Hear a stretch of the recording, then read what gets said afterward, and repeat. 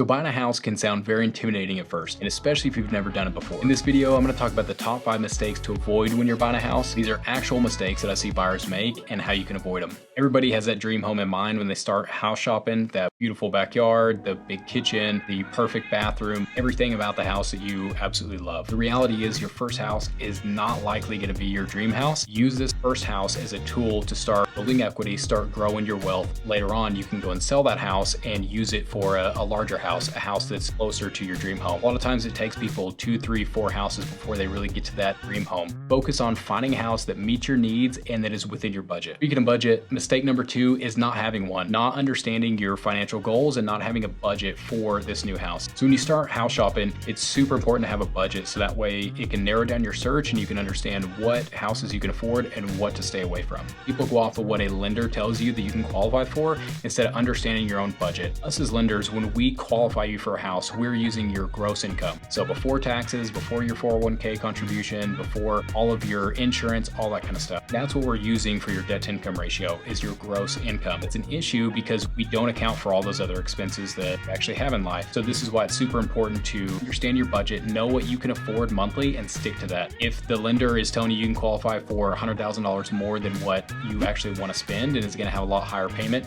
don't do that. The lender's not having to make that payment at the end of the day. So while we're talking about lenders, that brings up mistake number 3, and that is choosing a lender solely based on interest rate. All lenders are not created equal. Some lenders are gonna have high rates, some lenders are gonna have lower rates. Shop around so you can make sure that you're getting a good rate, but there's more to it than strictly just the rate. A lender is really a good tool to have. They can help you immensely with a lot of aspects of the home buying process. Some of the lower end lenders or the lower price lenders, maybe some of the online lenders, you're gonna get somebody that is very inexperienced in a call center. They could have the best rate in the world, but if they can't get you to the closing table and have a smooth process and keep everything on schedule and on time, it's irrelevant. It doesn't matter. So mistake number 5 is not having a realistic expectation of how long it takes to buy a house. Start as soon as you possibly can in the home buying process so you can make sure you have plenty of time. If your lease is ending in a month and you're trying to buy a house, that's an issue. It can be done, but it's definitely not ideal. It's gonna take probably 1 to 2 months just to find a house.